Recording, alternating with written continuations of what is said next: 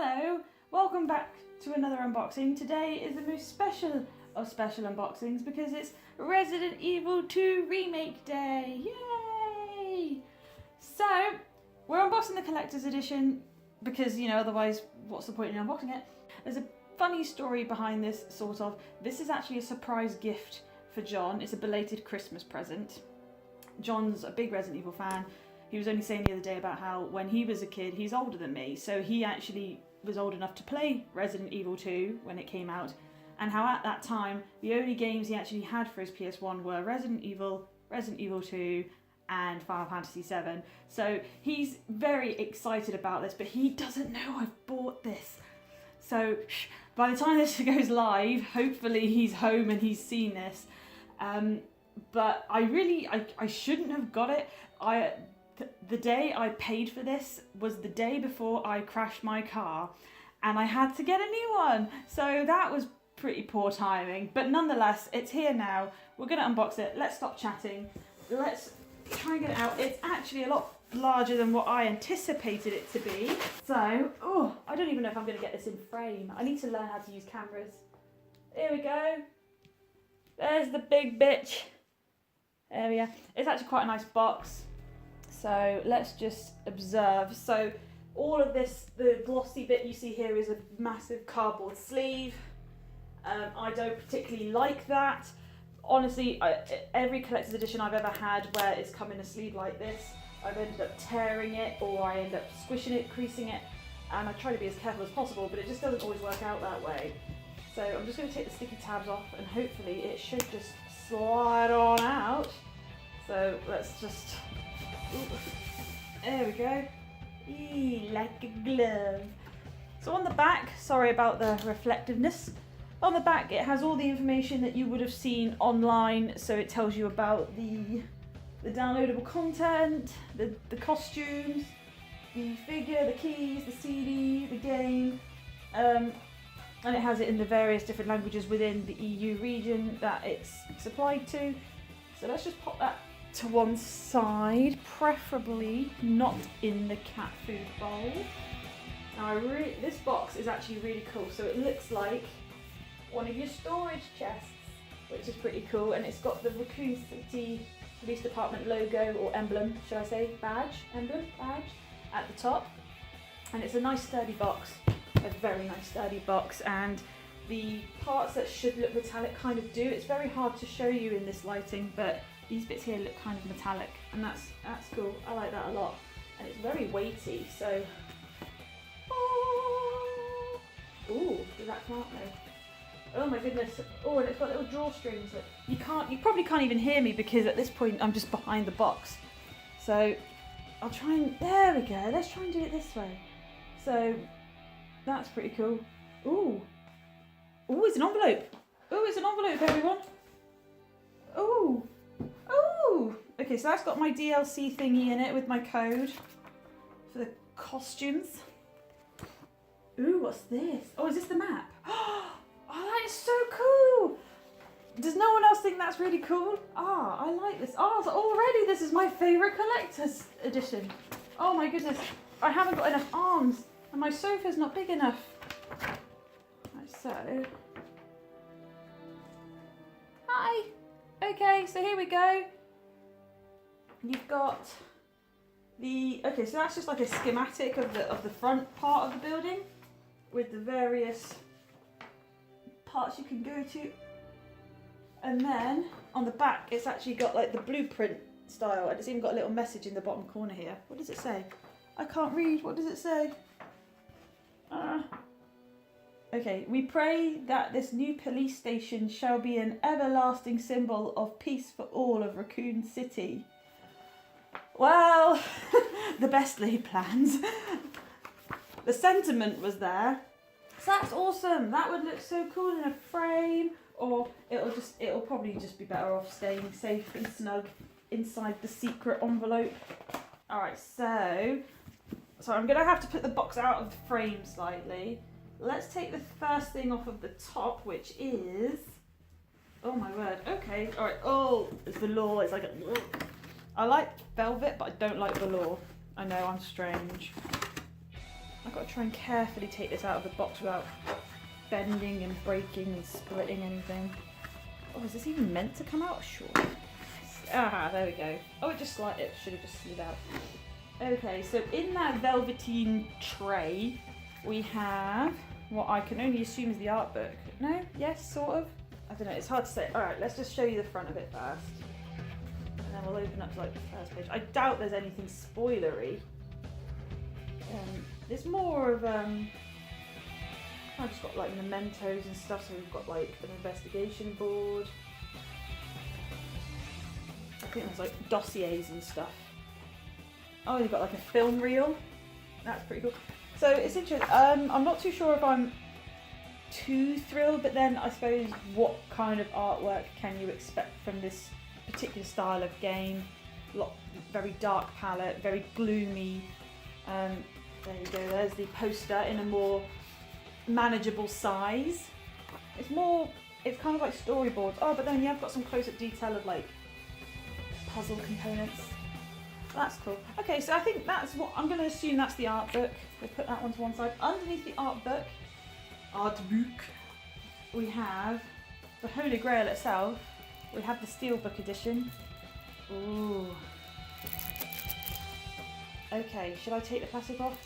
I'm going to have to because John wants me to install this so it's ready for him to play when he gets home from work. Which I can't say is a bad idea. In fact, it's a very good idea. I also got the Samurai Edge DLC, but that was sent on an email. It was like a pre-order bonus type thing. Okay, so the Steelbook itself, I'm not sure, quote me if I'm wrong, correct me if I'm wrong, but I think you were able to get the Steelbook separately. I'm not sure. Ooh. There you go, you got all your normal bits and bobs on the back there. So there's the front of the Steelbook. It's that kind of texture again where it might scratch really easily, so you're going to want to keep it in that plastic. And then you've got the umbrella logo on the back. If I could be bothered to unpack our boxes, I would have dug out like the original Resident Evil 2 case that I have, and I would have put it in there, but there we go. Oh, and I guess I'll show you that bit too. Cool. So actually that's really cool. The more you think about it, the more I look at it, the cooler that is. Yeah, zombie makeup and things like that. It just can be so cool. Okay, and then underneath the game, in that sleeve, we have the soundtrack, and it's just in a little cardboard sleeve. And this is 25 tracks long. There we go. And there's the back. Oh, it's got the typewriter on it. That's cool. Yeah. Oh, and it looks like an ink ribbon. Ah, that's cool. Attention to detail, man. Capcom, you have pulled out all the stops, people. And then there's one last thing in that tray. Oh no, sorry, there's two. We've got the key emblem doodaddies. Sorry if I don't sound overly well educated on Resident Evil 2. I only played a little bit of it last year because I have a massive problem with tank controls. I'm just not adept with tank controls, so that's just my bad. And I'm struggling to get this box open because I think it probably, there we go, it should just open up like that. So don't really, oh, one came loose because I was being spooned. Those are so cool. Okay, I'm familiar with this because obviously this isn't the first time we see this puzzle. We see this puzzle in Resident Evil 1 as well. Well, at least the remake. Again, I didn't play the original Resident Evil 1. I played the Resident Evil 1 remake. But these are actually solid metal. I'm not going to say what type of metal because I'm, not that well informed, but I don't really know if that's going to focus. It probably isn't, but they're like iridescent-y kind of. Can you tell? No, you probably can't because I'm bad at focusing, and I'm not going to touch my camera because I'll break it. But those are so cool. I'm just going to hold those up again so you can take one last look before I put them away. Those are really cool. It seems a shame to keep them in this box. They are too cool. And they're actually different. Have you noticed they have actually gone to the effort of making them different shapes. They're not just a bog standard key with the emblem on it. I really like that. Okay, one last thing. We have got a little pin badge here. So I'm slowly collecting a lot of pin badges. Don't know if you can see that. It's Made in Heaven. I'm sorry, I don't understand that reference. I'm sure I will come to understand it. But leave a comment if you know exactly what it is. I'm sorry if I'm being super stupid. Okay, so now we're on to the big showdown, the finale. Oh my goodness! I'm not gonna lie, I didn't think it was gonna be this large of packaging. Just checking, there's nothing left in that box. Oh, right, Leon, how are we meant to get you out of this? Oh, some assembly required, by the way. Oh my goodness.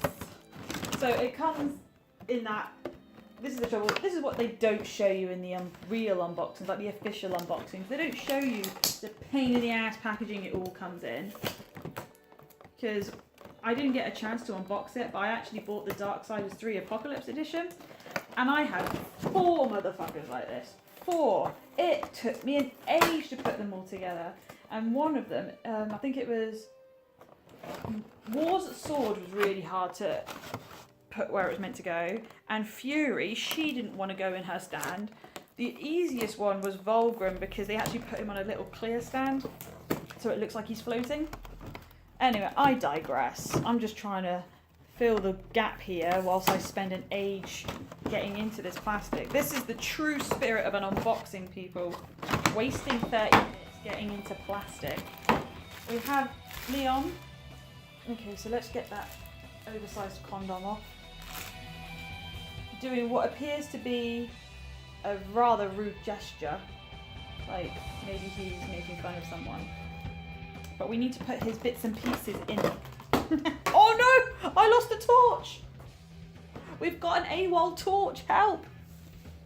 Oh no! Okay, so the torch, I assume, goes there. And alright, maybe I should actually comment on the statue itself. Look at his face. I'm not gonna lie, one of the better ones. I also have the Kratos and Atreus one from the collector's edition, and that one was okay. I mean, I haven't actually got it out on display because, again, that's packed away. But I think that's as far as it's going to go. Oh no, there we go. Let's make sure it's all the way. Make sure it's all the way. Do you know what would have been cute? If they put like a teeny LED in that, and it would have been, you need to turn it on and off.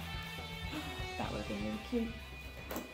Impractical and expensive and absolutely unnecessary, but it would have been cool. And now we've got to try and get his gun in. Gosh, I hope the safety's on.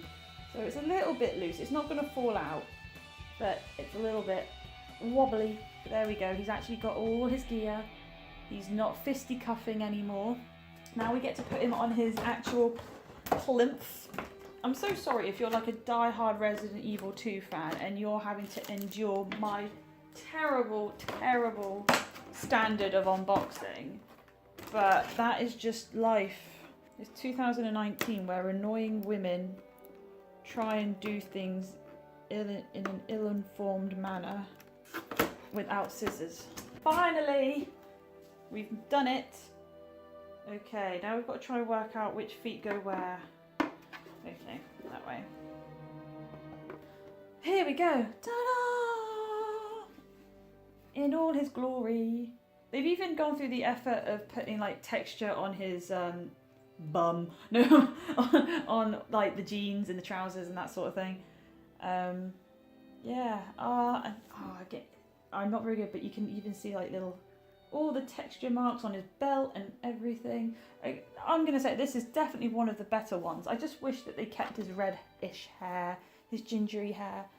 But yeah. Oh, did you notice I did my hair like Claire today? Speaking of hair, I thought I'd be, I tried to be cute. And I've got my hair in a ponytail, so I look like Claire. But I don't own a red leather jacket, so it didn't really work. Alright then, that is everything from the collector's edition, ladies and gentlemen. We have got the rather handsome Leon Kennedy. We've got the pin, we've got the keys, we've got the soundtrack, the game, the codes, the book, the cool map. So yeah, all in all, not a bad little collection going on there. I'm not sure if this is sold out at the time of filming. I'm fairly sure that it was still available, at least from game. within the UK territories. I don't know what the availability in the rest of mainland Europe is like, what the availability on the other side of the sea is. I don't know. I'm fairly certain, if I remember rightly, wasn't the Japanese version with a typewriter and not a statue of Leon? I could be wrong. I'm not gonna lie, a typewriter would have been cool, but Leon's just as cool. He's just as awesome. I'm sure he will find space for him somewhere, maybe next to, I don't know, next to Kratos. I don't know. We'll figure it out. Anyway, happy Resident Evil 2 day, everyone. I'm gonna get this bad boy installed, and I'm gonna sit down and enjoy it with John when he gets home from work. And I hope that you're doing something similar. Not with John, but with a friend or your significant other, whoever. Leave a comment below if you want. I'll get round to it when I'm not playing. And I hope you all have a really good weekend. Bye!